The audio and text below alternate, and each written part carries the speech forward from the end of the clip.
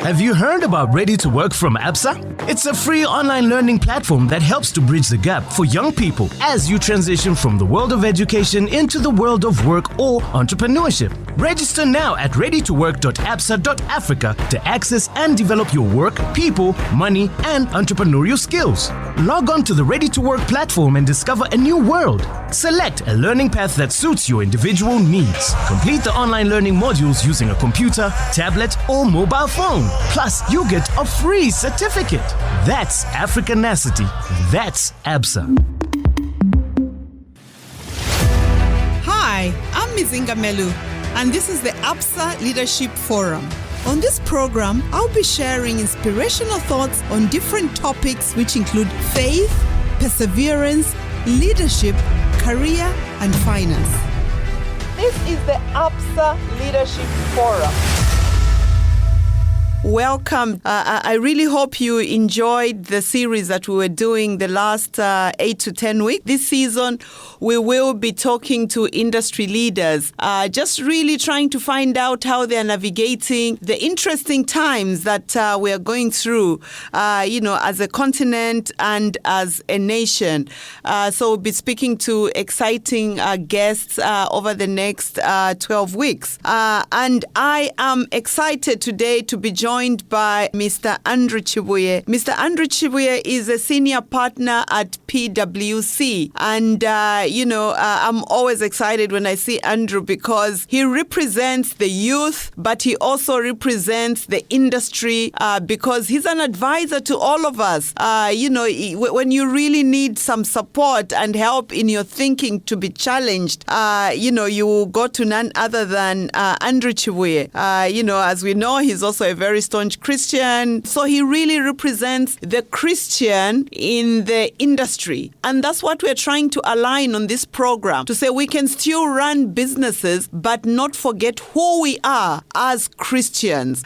We shouldn't forget who we are, that we have to represent Christ, in our representative offices. And Andrew, welcome. Thank you very much, and thank you for your kind words and lovely introduction. It's a pleasure to be here, an honor actually, and congratulations to you for all the great work that you're doing. No, thank you so much. And today I thought we'd talk about, your favorite topic. As I've told you, I always follow what you do. And hashtag refuse to lose. Refuse to lose. Leading in challenging times. And whenever you talk to Andrew, whenever I talk to you about challenging times, for you, it's about refuse to lose and the silver lining that goes in everything that we do. Absolutely. Yes, we can have a challenge, but there's that silver lining. Yeah. Refuse to lose. Talk to us a bit about refuse to lose, Andrew. So at the end of the day, I've thought about it, and it's obviously been an evolution. Mm-hmm. Right? I've been in my current role as country senior partner or chief executive for almost a year now. Mm-hmm. And when I came into the role, I had big plans, 100-day plan and all sorts of things. Mm-hmm. But then a lot of things have happened in the last year, from COVID to the state of the economy and all manner of unexpected challenges. Mm-hmm. And it's gotten me over this period of time very reflective and thinking about what it is we need to do and how we need to respond. Because at the end of the day, challenges are always there, okay, in one way, shape, or form. Right. Uncertainty is guaranteed. So how do I respond to this? Or how do we respond as businesses, as leaders, etc., etc.? And one thing that has been fundamental or kept me going throughout this process is the realization that irrespective of what is happening, right, the opportunities are there. So I'm an optimist at heart as a starting point. But irrespective, there are challenges. There are challenges, yes, and there are opportunities. So in the midst of the COVID pandemic, new businesses have been born, new opportunities have been birthed. And what it has meant is that for those who have kept their eyes open, those who have remained positive, those who have continued to be resilient, and that's basically where refuse to lose comes from. They have actually been able to survive, and some have even thrived and grown and been exceptional in the midst of challenging times. And that's really the core of what the thinking is about. And when you then take a step back, you say, okay, there's two sides to this. There are those who perhaps have been doing fine and done better during this period, but there's also the reality of those who have encountered very serious challenges. That's right. Some who feel that they've lost employment. I mean, we also need to be realistic, right? People have lost their jobs. That's right. Businesses have been shut down. So when I'm an optimist and I say, look, all is going well, you can thrive. Yes, that's true for some people. But there is also the reality of those who have actually lost. What is the message for them? Again, it's refuse to lose. That you've only really lost when you give up. And so it's saying to those who are doing well, carry on. Keep pushing, the opportunities are there.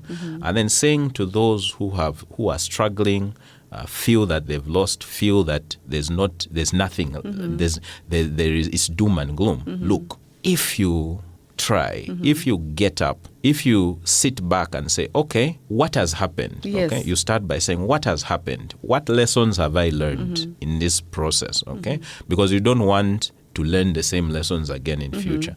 I've ended up here because of some circumstances. What are they? Understand them, okay? Face them head on, understand them. I have this problem. I lost my job because of X. My business has crumbled or collapsed because of the following. We were over-dependent on this. We didn't foresee this. We relied on only one employee who has now left. Now we've got a struggle. Our capital structure wasn't appropriate. Whatever it is, understand it. That's the first part. You then say, okay, what do we do next? Okay, because if you remain where you are, guaranteed you will fail. I mean, it's in this sort of environment, even with the best of intention, even with the desire to go forward, it's very possible to go backwards, right? You can have a target to make progress, and you can go backwards. So if you sit still, guaranteed you will go backwards. So that is really the essence of the message, refuse to lose. Those who are doing well, those who are pushing ahead, carry on, look for the opportunities, keep pushing. Those who are struggling, we see you, we acknowledge you, and it's an encouragement to you. Yes, things have happened, but don't stay where you are. Get up and start forging ahead. You've done it before, you can do it again. That's really the heart of that thing. And it's very appropriate for the times that we are living in. And if I see some of the clients that we had been dealing with during this difficult time as a banking sector, one of the obvious ones were the airlines, for example. Yes. And what I like about the airlines is that they diversified. Correct. Diversification became a reality for them. Yeah. They decided that, look, the best thing for us is where we're able to do cargo, let's do cargo. Exactly. And then they realize that actually during this time you discover your strengths. Exactly. You discover what you didn't know that you have. Could do, yes. And, you actually then start looking at other lines. I was talking to another client who deals with oxygen.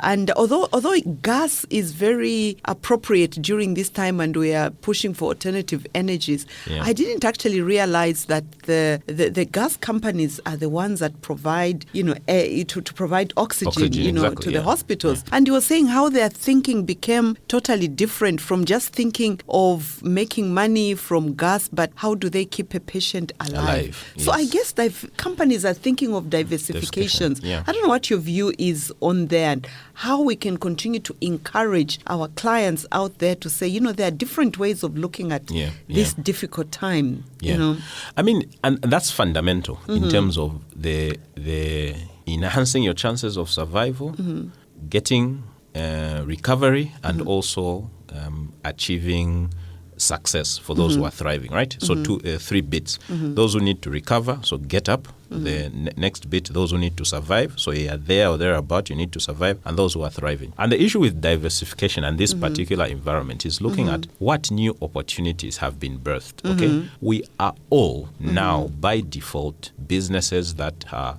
even greater in terms of our reliance on technology, as an example. So what new opportunities has technology brought about? Okay, we've seen online businesses. We've seen new production houses that are doing online productions because the demand is there. We've seen businesses that already exist adding an element that is has greater reliance on the digital side. Be it you're running a cafe, you're running a shop, you now need to put your information out there so that there's some convenience or ability for people to reach you. All those are things that have come about and helped to evolve existing businesses. Like you've said, there's opportunities which have arisen from the pandemic itself to supply different things which have become priority, and because they are priority, you get paid quicker. So it has been critical in terms of adapting and moving forward. And you're adapting. When you think of adapting, it's two things. What are you doing? Right. So you could do something totally different, or you look at what you're already doing and say, how do I do this differently? Okay, so it's two different things. You had a business, it's collapsed perhaps. You say, okay, I need to do something totally different. Or you're doing a business and you say, how can I do this differently so that it's relevant for now? The biggest challenge at the moment, for example, through this period, is impersonality. Right. What happens when you can't meet people Exactly. anyhow? Your business is dependent on you being able to sell directly to someone, to interact with someone, to explain your product, to meet a procurement person. That it's no longer there. It's not as easy as it should be. For you to come and, previously I could walk into your office, Mizinga, anytime. Now your security people may ask me for where's your COVID clearance, yes, you wear your mask, you have to sit miles away from those limitations. And when you're in that sort of environment, how do you then build trust so that you can conclude business? And one thing that's then critical is how are you reaching your customer? Because you want to get to a point where your customer comes looking for you as opposed to you looking for your customer. Because when my customer is looking for me, or when a customer is looking for me, then the conversation is slightly easier in terms of what you're doing. So you're looking at how you're marketing and how you're reaching your masses. So diversification, evolution, revolution of businesses has been dramatic, and I expect it to continue to be for the foreseeable future. And great points. And when you look at the digital agenda, which is what you referred to, Andrew, before the pandemic, we all used to say we need to accelerate digital transformation. It was our ambition, it was an aspiration that we need to accelerate digital transformation. But the pandemic has forced us in so many ways to actually do that. And we realize that we are able to actually do a lot. We still need that face-to-face, but we're still able to do a lot more business globally without that. And I am hoping that really the viewers, the listeners are taking full advantage of the digital transformation. But how do we accelerate? What initiatives can we support our, the listeners to say, encourage them, accelerate your digital transformation. And sometimes it's just the youth saying, I want to start my business, but I can't meet my client. And you are saying, but just accelerate digitally. You might not need to meet them. What's your experience from that? So, first and foremost, we need to realize that now is probably the best time. In some respects, the pandemic has been a blessing in disguise because discussions around digital and the need to go digital have basically been by default because you must to operate. And why so? We also have an environment where if you look at the extent of coverage that we have in the country, so the infrastructure is a lot better. The cost of devices that you need. You don't need a server room or complex equipment for you to be able to run a digital platform that is critical for your business.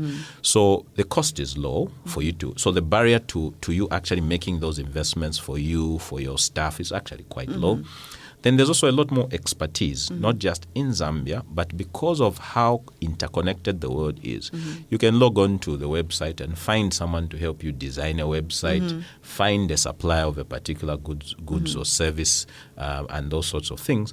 So it's realizing that actually this is a lot easier to do than normal. And then if you are thinking about building the infrastructure for your business, you want, because what are you doing? You're selling something, you want the world to know that you're selling it, you want to keep in contact with your customers. Exactly. A lot of the existing platforms, be it Facebook, LinkedIn, Instagram, you name them, they've already got that capability for you to set up something there. Very simple.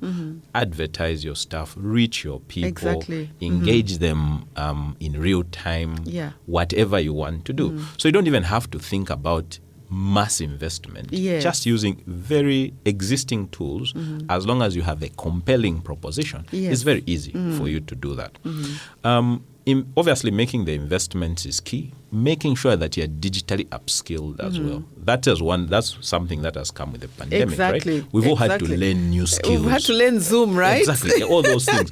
How do you get the best out of Zoom? How do you get, and a lot of those things, to be honest, all you need to do is watch a YouTube video. You don't even need to spend money. So you need to have that commitment, that drive, that interest, but also just realize that now more than ever, a lot of these things are cheap. A lot of these things, advice that you need is probably free. Just log in and search for how do I set up a proper Zoom call, and then you find it. You find it on YouTube. You won't even pay anything besides what you're doing from that. And then the other aspect, which is also quite interesting, which we're tracking, is customer behavior is changing. Okay, so today you look at acceptance of things like mobile money, digital payment solutions, and things like that. So if you set up a business, your job is also to try and ensure that your customers have convenience when it comes to things like paying and accessing you. So how have you set those up? Do you have mobile money? Do you have online banking and things like that? Very cheap, easily accessible. You then need to make sure that you have the back end in terms of logistics or whatever to deliver whatever has been bought, and you can actually run your business from the comfort of your house if you are properly organized. You can receive payments from your customers because the acceptance, and that's been, if you look at the trends in things like mobile money, the growth has been exponential. It was exponential pre-COVID. Post-COVID, it's even more exponential. They are the winners, right? You've got the winners and losers, and the telcos are the winners. Are winners, So if you look at acceptance, it means people are comfortable making that payment. So all those are now options that are available to businesses. So just think about it. How do you, first and foremost, what is your business? How is in technology integrated into your business? How are you using technology to reach your customers? How are you using technology to facilitate payments? How are you using technology to facilitate effective logistics? Once you've done that, I mean, what other aspects of the business do you really need to think about? It's end to end. And your point is right, because when you look at how easier the pandemic has been for, the digital agenda has been for people to find clients. Before that, you'd have to say, now, who am I going to sell to? But you just have to open the social media, and everybody who's running a business is actually, they've got a client right there. But just going back to the telcos, what we find is that we've got, an agreement as Absa with a number of telcos where we deal our Kongola business, Jomo, where we are saying you can actually come and borrow money, online. You don't have to come to the bank. The acceptability has been exponential during this period. But if I may take us back to just the basics of the work environment. Now we are all working from home. When you look at where we are as Absa, 60% of our staff are working from home. And a number of times if we find somebody's COVID positive, we have to shut down. What is your view of the future of the work environment? What are we anticipating? How are you guys looking at it? So, I mean, just to give you our stats, we have about 50%, even at maximum, 50% are not working in the office. If we have any COVID-related issues, it goes even lower. So there's pluses and minuses, if you ask me. The pluses, obviously, flexibility is going to be at its peak. Previously, there was discussions about flexible working and things like that, and in a lot of instances, people didn't believe it was possible. But just think about it, what we've been able to achieve in terms of delivering various services to clients whilst working remotely. At some point, we had all of our staff, as an example, working from home, and we were still able to deliver. Obviously, you need to ensure that they've got the infrastructure or the support to do that, whether it's the devices, the internet connectivity, and things like that. But those things are a lot more accessible now. So that's a plus. It's then an opportunity to then relook at your structure. How much space do you need in terms of operations? And there, obviously, it's then a challenge for the landlords, because businesses will be revisiting how much space they actually need. There are some businesses that demand that or are optimal when people are working together. And perhaps there's a need, because of social distancing, there's a need for some people to even increase their foot space. Like, that's some of the thinking that we have. But we are obviously not yet at that point. So far, it's working the way it is. So those are some of the pluses. A lot more flexibility. It's something that I think is here to stay. Adjustments in terms of what a future office will look like. There's a lot around digital and efficiency that comes with being able to meet different people from across the world. It provides an opportunity for global working as well. So we've got staff members who work. I mean, if I can work from home in Kabulonga, why can't I work from at home in London on a Zambia project, right? It's exactly the same principle, as long as you've got the tools. So we see a situation where we may actually be able to have a workforce that is dispersed not just in Zambia or in Osaka, but globally as well, which is great in terms of areas where we have challenges in terms of expertise. And then you start exploring things like, okay, do they need to be full-time? If they're not, they're just a consultant, they come in on a project, they can also multitask. So those are some of the pluses. On the downside, though, and this is something that I'm thinking very hard about, is the issue of how you preserve culture of the organization.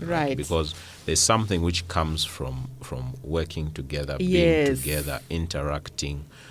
People want to see the leader of the organization. Personally, I like to walk the floor. I know all of my staff members by name. You have an interaction with them. How do you do that if you only ever meet once every 3-4 months, or people are not together?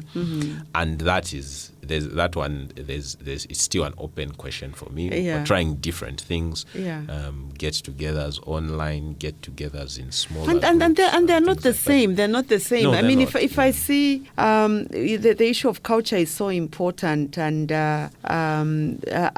I do personally miss that a lot, because you realize that as human beings, we need to touch and feel. You know, as human beings, we need to feel that, I've seen you, I've been to your office, and we've gone for lunch, and this is how it's worked, but that's not the way it's going to be. But I guess one of the areas is, I don't know what you have learned during this period, but what I've learned is to trust my staff more. Because I know before the pandemic, if somebody told me that I am working from home, I would be so like, are you sure you're not on holiday? And it would be difficult for staff, like if you say I'm working, but now if somebody tells me, look, Mizinga, I'm working from, I don't even ask them. I say, look, if you want to work from home, that's fine. But of course, like you say, we are a bank, for example, and we have to have customers come in. Because customers, even if you say we are driving digital agenda, you don't have to come in. They'll still say, no, but I just need to ask tell us something. But you can ask them over the phone.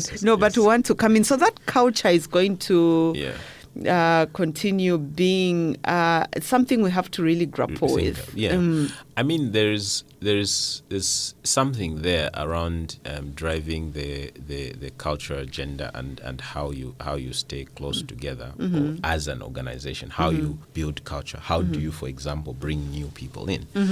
New people, existing people, maybe it's fine. How do you bring new people in and build they come in straight and then they're working from home? I mean, it's something that I know, I'm right? still personally getting my head around in terms of how best to deal with it. Yes. Then there's the question, and you raised a point around trust. Okay? Yeah. What for me it has meant is the measurement of outputs and productivity. Yes. Is a conversation that we are all having. So how do I measure productivity? Yes. Okay? If someone is able to, and you have this, I mean, we have different generations working for us. Guys want to work at different times, and the essence is, look, you wanted the report? The report is delivered. Yes. Does it matter that I took 30 minutes as opposed to the allocated 3 hours? There's that conversation. So there's an evolution there as well in terms of how do we measure productivity of staff. That's when they such say a great when I'm doing X, Yes. are you okay with them doing X? Today you want them to give you one deliverable. They do that deliverable and then they go to sleep. Are you happy with that? If not, they've given you the report already. So those are the. I mean, there's interesting technologies which are coming up, which in part of the world I was reading about, where they deploy tools onto your laptop and they measure how much eye contact you have with your laptop. So if you are not on your laptop, your supervisor is receiving a report that this guy is actually not on working and things like that's that. a bit much, right? But that's the extent to which the world is getting. But do we have to get there? Yeah. And the question is, but it really comes down to how do we measure productivity? Yeah. So one question of culture, how do we preserve it and grow it and ensure, because PwC, we have a way of doing things. Right. Absa, you have a way of doing things. That comes by the community that is the organization, not just saying our culture is X, Y, and Z. That's right. It is, there's a part of that which is from being together. The productivity question as well. Yes. How do we measure it? Those are the challenges that the environment brings. But the other thing that I've learned is that we are adapting very quickly. Yes. And what worked 3-4 months ago is different to now. Yeah. You find you had your first instance of COVID or the first wave of COVID and you reacted a certain way. Yeah. Then the second wave of COVID, you have some understanding of how to respond. Right. You understand the anxieties that staff have Exactly. and how you need to manage them. You manage those and then you carry on. Now, there's talk of getting the third wave. It's again accumulating the lessons that we've learned and applying them and adapting. What worked may not work. Yeah. And that's really the environment that we're in at the moment. Yeah, and to be honest, we learn to be more empathetic as leaders, but not forget the complexities. Yeah. And when we look at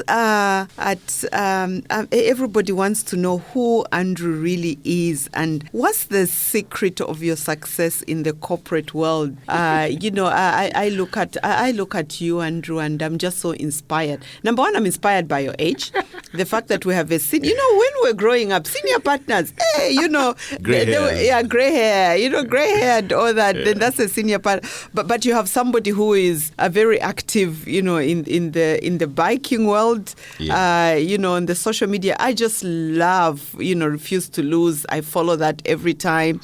And, so everything about you is such a success. Your wife, Mainza, who I love so much. So tell us what the secret is. Okay, so first and foremost, it's the grace of God, yeah. Amen. Some things are hard to explain. I mean, I can point at certain things, but that's that. The grace of God gives wisdom, and insight, and revelation, which we then apply, and then produces certain results. And if I stand back and say, okay, what, because I get asked this question a few times. I think overall, or in everything, is the pursuit of relevance. Right. If I was to summarize it, right? Okay, and that's I've got powerful. I've got different analogies and philosophies of this. So we're doing Refuse to Lose now. There's a new series coming. It's called Play to Win. Wow. So look out for that. Okay. One. But the pursuit of relevance is basically about looking at how can I make an impact wherever I am, in whatever sphere I am. So yes, I'm a professional. I'm an accountant. I'm the chief executive of PwC. I'm a father. I've got 3 children. My wife is there. I'm the president of the Cycling Association of Zambia, and I cycle in my spare time. and there are all sorts of things that I do. But how am I relevant? Right. It's a question that I continuously it's such a powerful ask myself. question. Right? And very loaded, and I try and unpack it in different ways.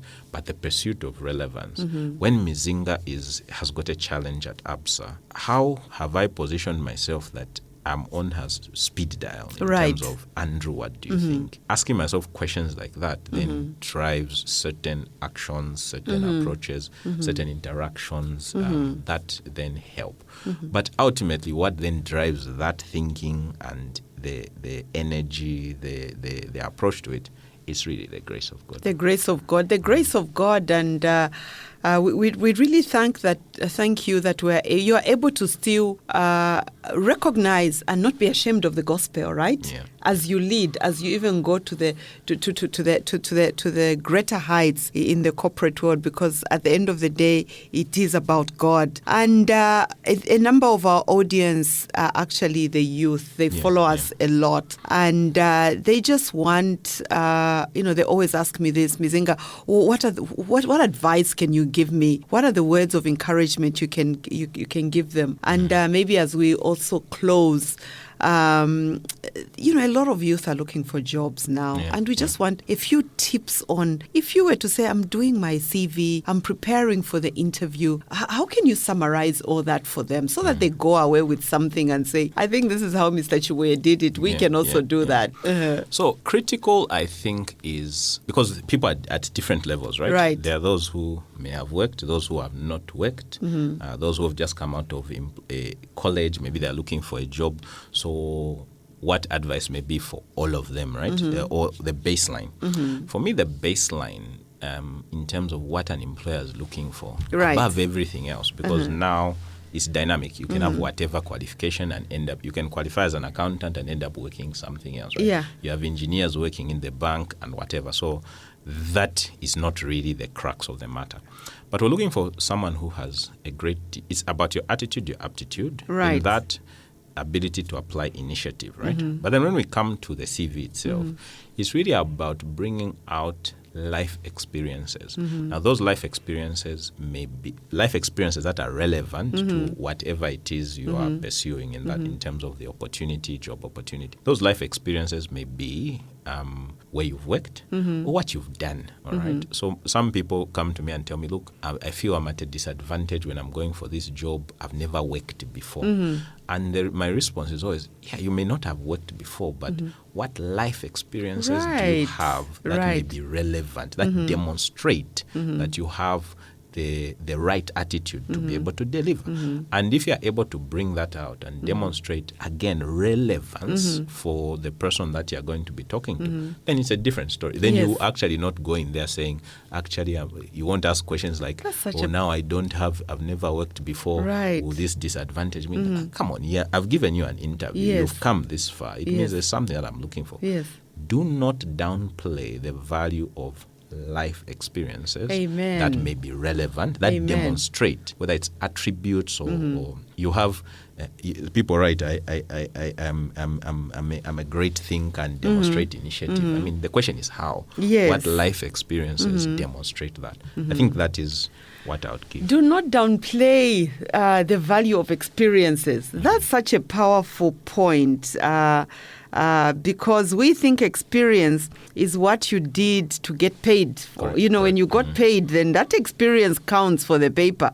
But you could have done so many other things. And really, we look for our youth to continue doing those experiences. Even at church, I helped out. I'm an usher. That just shows attitude. And maybe just quickly as well, for those who are not yet looking for a job, you build those. You have to be proactive about building those life experiences. So you're going into college.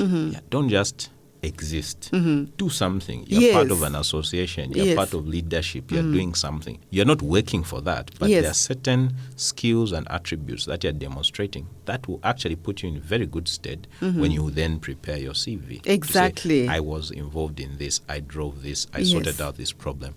I helped the less privileged. I was the head boy. I was Yes. a leader in this particular. There's something There's about something, you. there's What is it? value. Your life Yeah. experiences. And your life experience, and we need to keep looking out for those life experiences. And for you, you don't look out for them. You need to do something Correct, for you yes. to add value and say, I did this. Correct. It's not just staying at home and saying, I'm going to pray and fast for the job, but do Absolutely. something. No, but Andrew, thank you so much. And This thank was you such very a much. fulfilling conversation. Thank you very much, just yeah. learning even from you on, the silver lining, refuse to lose. Yeah. We are going through challenging times as a globe. However, we refuse to lose. Absolutely. And thank you so much and for Thank you joining very us much. this this you. morning. And all the best. Thanks. Thank you. Thanks a lot. Cheers. This has been the Absa Leadership Forum. I hope you have been encouraged by today's episode. Make a date with me next time. Have you heard about Ready to Work from Absa? It's a free online learning platform that helps to bridge the gap for young people as you transition from the world of education into the world of work or entrepreneurship. Register now at readytowork.absa.africa to access and develop your work, people, money, and entrepreneurial skills. Log on to the Ready to Work platform and discover a new world. Select a learning path that suits your individual needs. Complete the online learning modules using a computer, tablet, or mobile phone. Plus, you get a free certificate. That's Africanacity. That's Absa.